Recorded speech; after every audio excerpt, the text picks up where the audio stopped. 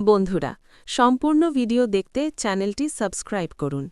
গল্পের শুরুতে দেখা যাবে হারিয়ে গেল। তার চোখ যেন বিশ্বাস করতে চাইছিল না।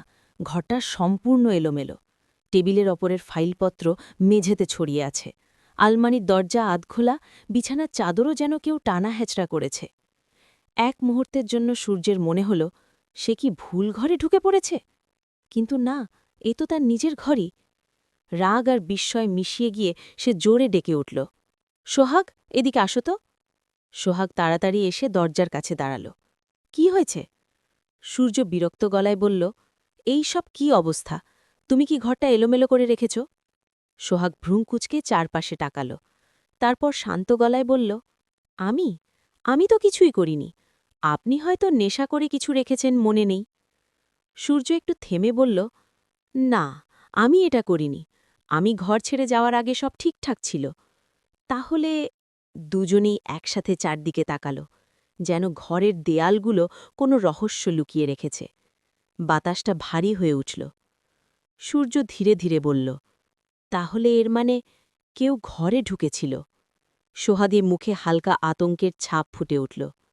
কেউ ঢুকবে কেন, আর ঢুকলে কি নিতে চাইবে? সূর্য কিছু না বলে দরজার বাইরে গিয়ে জোরে ডাকল, মিনু, বিষ্টুদা, এদিকে আসো তো। কাজের মেয়ে মিনু আর বাড়ির পুরনো ভৃত্য বিষ্টু দৌড়ে এলো। কি হয়েছে ছোটবাবু? মিনু জিজ্ঞেস করল। সূর্য গম্ভীর গলায় বলল, তোমরা কেউ আমার ঘরে গিয়েছিলে? বিষ্টু তাড়াতাড়ি মাথা নেড়ে বলল, না ছোটবাবু, আমরা তো আপনার ঘরে যাইনি। আপনার অনুমতি ছাড়া আমরা ঢুকি না। মিনুও একই কথা বলল, আমরা তো নিচেই কাজ করছিলাম, ওপরে যাইনি। ঘরে একটা অদ্ভুত নীরবতা নেমে এলো। সবাই যেন একে অপরের মুখের দিকে তাকিয়ে আছে। ঠিক তখনই পাশে দাঁড়িয়ে থাকা সার্থক হঠাৎ বলে উঠল, না সূর্য, বিষ্টুদাই এই কাজটা করেছে। সবাই একসাথে সার্থকের দিকে তাকাল। বিষ্টুর মুখ ফ্যাকাশে হয়ে গেল। আমি আমি কেন করব বাবু? সে কাপা গলায় বলল। সোহাগ এবার একটু এগিয়ে এসে দৃঢ়ভাবে বলল, না, বিষ্টুদা এটা করতে পারে না। উনি অনেক দিন ধরে এই বাড়িতে আছেন, আমরা সবাই ওনাকে চিনি। উনি এমন কাজ করবেন না। সার্থক ঠোঁট বাঁকিয়ে বলল, তুমি কি করে এত নিশ্চিত হচ্ছ?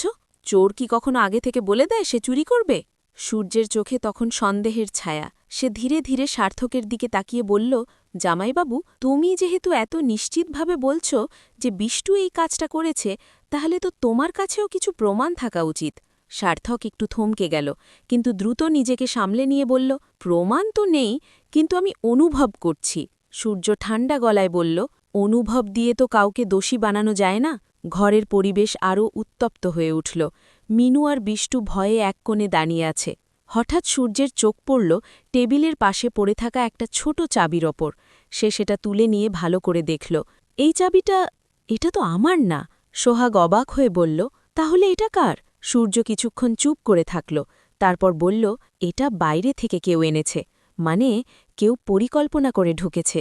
সার্থকের মুখে এক ঝলক অস্বস্তি দেখা গেল, কিন্তু সে দ্রুত মুখ ঘুরিয়ে নিল। সূর্য সেটা লক্ষ্য করল। তার মনে সন্দেহ আরও ঘনীভূত হল।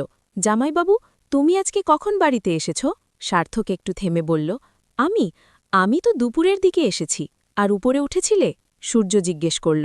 না, মানে হ্যাঁ, একবার উঠেছিলাম। সার্থক জড়িয়ে গেল। সোহাগ অবাক হয়ে বলল, তুমি তো বলেছিলে তুমি সরাসরি নিচে বসেছিলে। ঘরের বাতাস যেন আরও ভারী হয়ে উঠল। সূর্য ধীরে ধীরে সার্থকের দিকে এগিয়ে গেল। তুমি প্রথমে বললে বিষ্টু করেছে, তারপর নিজেই বলছ তুমি উপরে উঠেছিলে। ব্যাপারটা কি? সার্থক এবার রেগে গিয়ে বলল, তুমি কি আমাকে সন্দেহ করছ? সূর্য শান্ত গলায় বলল, আমি কাউকে সন্দেহ করছি না, আমি শুধু সত্যটা জানতে চাইছি। কিছুক্ষণ নীরবতা, তারপর হঠাৎ সার্থক চিৎকার করে উঠল, ঠিক আছে, আমি উঠেছিলাম, কিন্তু আমি কিছু করিনি। সোহাগ কেঁপে উঠল, তাহলে তুমি ঘরে ঢুকেছিলে? সার্থক মাথা নিচু করে বলল, হ্যাঁ, কিন্তু আমি শুধু একটা জিনিস খুঁজছিলাম। কি জিনিস? সূর্য জিজ্ঞেস করল।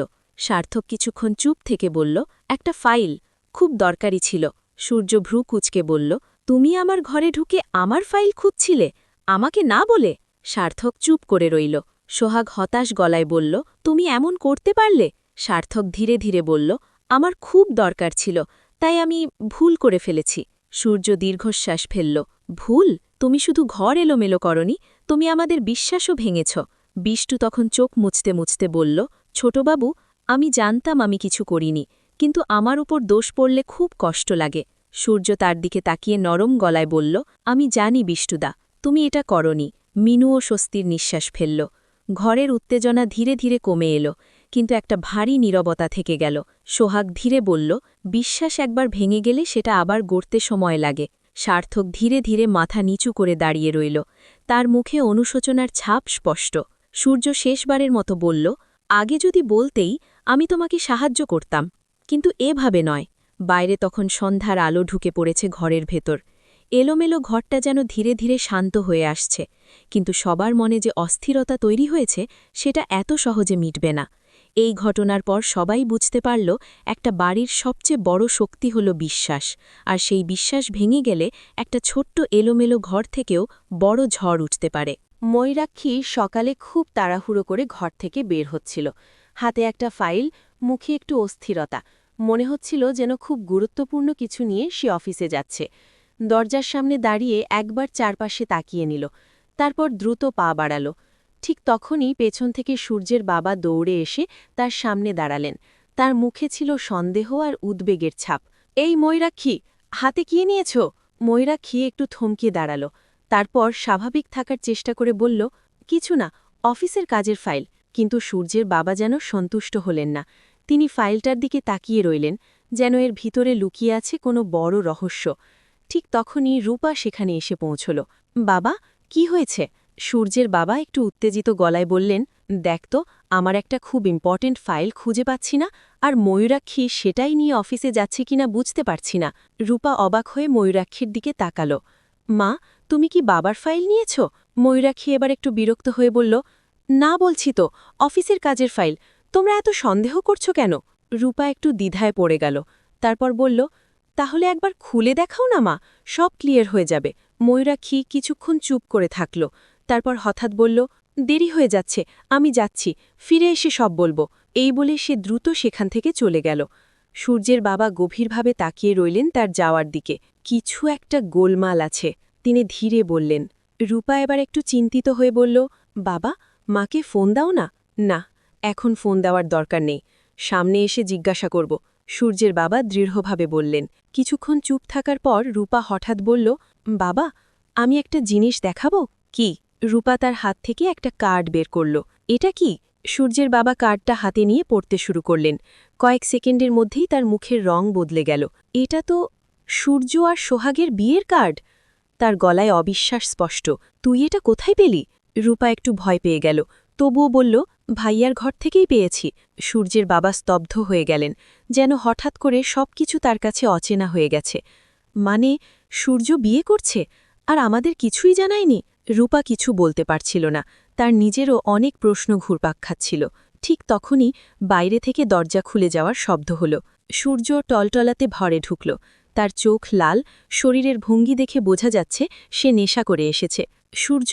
রূপা চমকে উঠল, কিন্তু সূর্য কারো দিকে না তাকিয়ে সোজা ওয়াশরুমের দিকে চলে গেল। ভেতরে ঢুকে শাওয়ার খুলে দিল। পানির শব্দ পুরো ঘরে ছড়িয়ে পড়ল। সোহাগ পাশের ঘর থেকে সব শুনছিল। সে ধীরে ধীরে এগিয়ে এসে বলল, আজ আবার উনি নেশা করেছেন, গা গলাচ্ছেন। তার গলায় ছিল কষ্ট আর অভিমান। এইভাবে চলতে থাকলে উনি নিজেকেই শেষ করে ফেলবেন। এই কথা বলেই সে দ্রুত ওয়াশরুমের দিকে ছুটে গেল।